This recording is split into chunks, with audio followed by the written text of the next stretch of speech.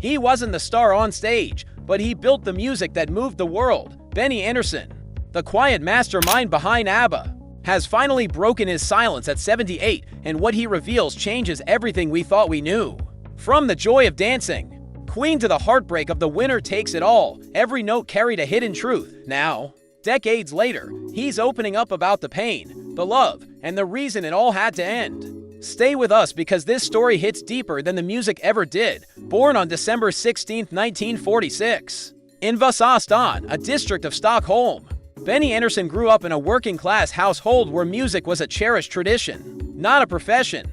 His father, a civil engineer, and his grandfather, a self-taught musician, introduced him to the accordion at just 6 years old. That simple instrument sparked a lifelong fascination with harmony. While other kids dreamed of fame, Benny was trying to decode the structure of Bach and the soul of Swedish folk tunes.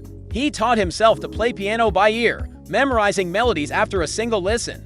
By 10, he was performing at family gatherings, not to entertain, but because it was the only way he knew how to speak. At 18, he joined the Hep Stars, a rock group dubbed the Swedish Beatles. With Benny in the lineup, the band's sound matured, and their popularity skyrocketed. He wrote hits like Sunny Girl and Wedding, while mastering both live performance and the intricacies of studio recording. But it wasn't until a chance meeting in 1966 that his life and pop music history truly changed. That year, at a friend's party, Benny met Björn Ulvaeus, a member of the Hootenanny Singers. Their shared passion for melody and arrangement sparked an instant musical partnership. Soon, they were writing songs together, experimenting with genres, and composing for other Swedish artists. Benny was the emotional core, Björn, the sharp lyricist.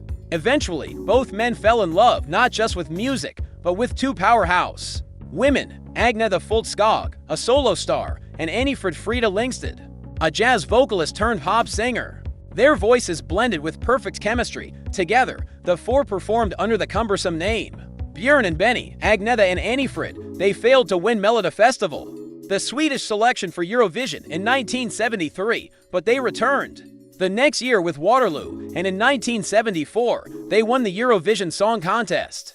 The name ABBA was born, and the world would never sound the same. As ABBA rose to global fame, Benny Andersson transformed into more than a composer. He became a sonic architect. While Agnetha and Frida dazzled in glitter, and Björn wrote clever lyrics, Benny sculpted the music's emotional depth. He layered harmonies with precision, reworked arrangements obsessively, and treated each track like a painting. Songs like Fernando, Knowing Me, Knowing You, and Chiquitita carried a duality, joy on the surface, sadness underneath. That was Benny's true gift. He created music that sounded bright but felt heavy, capturing the ache of longing inside the happiest tunes. Behind the glitter and glamour was a man meticulously pouring real emotion into every note. But behind the glimmering performances and chart-topping hits, the very relationships that formed ABBA were quietly unraveling. In 1979, Björn Ulvaeus and Agnetha Foltskog divorced. The band pushed forward, maintaining a polished front, even as emotional fractures began to show in their music. Then, in 1981, the second couple broke apart. Benny Andersson and Frida Lyngstad ended their relationship. What was once described as a symbiotic partnership, built on shared artistry and deep understanding, couldn't withstand the strain. Beyond the studio walls, Frida once said, "He understood me in a way no one else did." But Benny's relentless pursuit of musical perfection left little room for emotional presence at home. Frida felt the growing distance. The final blow came when Benny confessed he had fallen for Mona Neerklit, a television producer he met during a broadcast. Though honest, the revelation fractured their already fragile bond. Their breakup was quiet, respectful, and utterly devastating. That same year, they released The Visitors, an album steeped in melancholy. Songs like When All Is Said and Done and Slipping Through My Fingers mirrored the sorrow behind the scenes.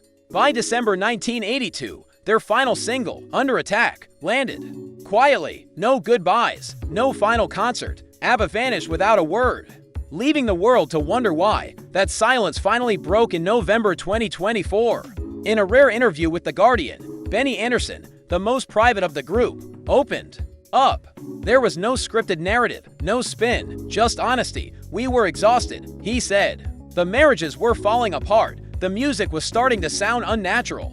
We needed to stop, to preserve ourselves." Those few words confirmed what fans had long suspected. The end wasn't scandal, it was burnout, emotional collapse, not chaos. The group was simply too drained to go on pretending. In April 2025, in a follow-up interview with Billboard, Benny went deeper. He described ABBA's final years as uninspired. What had once been vibrant collaboration had become routine. He said, the songwriting slowed, studio sessions shortened, it wasn't sustainable anymore. He admitted, we couldn't go on pretending, not to each other, not to ourselves, and suddenly, it all made sense.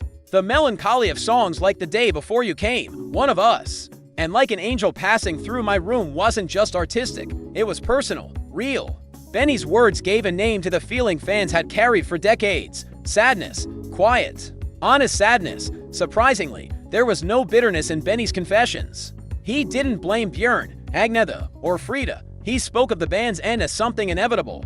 Like a beautiful machine that had simply run its course, we had done what we could do, he said. There was nothing left in us to give. It honestly, after 40 years. ABBA fans finally got the closure they never thought they'd receive. Meanwhile, Frida's life took an unexpected turn.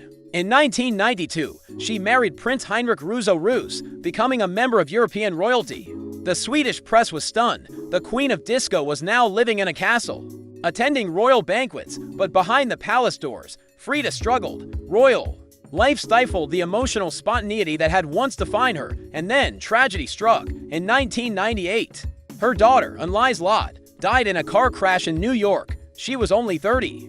Frida withdrew completely, retreating to her secluded home near Lake Geneva. The glitz of stardom, the titles of royalty, none of it mattered. The loss consumed everything. And in that darkness, someone reached out. Benny, despite everything, the years, the heartbreak, he reconnected. They didn't relive the past. They simply understood each other. And in that quiet understanding, there was comfort. Then, in 2018, the unthinkable happened. ABBA reunited, not for nostalgia, not for fame. They recorded 2 new songs and eventually a full album. The world was stunned. But that was only the beginning. In 2021, they launched ABBA Voyage, the most ambitious concert experience ever conceived. Using digital avatars and motion capture technology, ABBA performed as their 1979 selves at a custom-built arena in London. It wasn't just a show. It was a revolution. Over 1.3 million tickets sold. Fans from over 140 countries came, and at the center of it all, Benny Andersson. He oversaw every detail of the sound design, every harmony, every emotional beat. And when offered $1 billion for a traditional tour, the group said no. They didn't want to chase their past, they wanted to reshape their legacy on their own terms. Today, at 78, Benny Andersson is finally speaking. Not with melodies, but with words. Music was my escape, he admits. I didn't know how to talk about pain, so I composed it instead.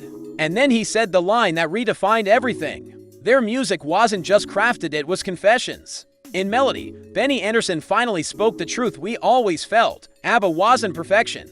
It was survival through song. If this story moved you, don't forget to like, share, and subscribe for more powerful journeys behind the music that shaped our world. Thanks for watching.